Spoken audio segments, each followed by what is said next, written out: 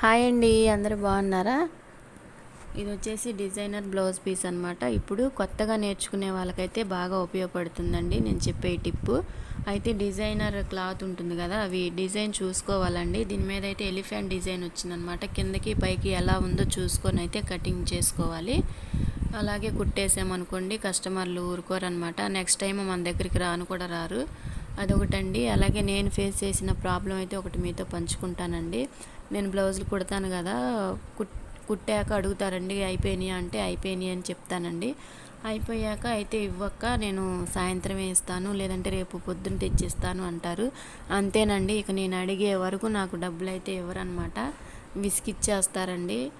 అసలు అడిగి అడిగి ఇసుగు కూడా వస్తుందన్నమాట. అలా అయితే మీరు ఎవ్వరు చేయొద్దండి.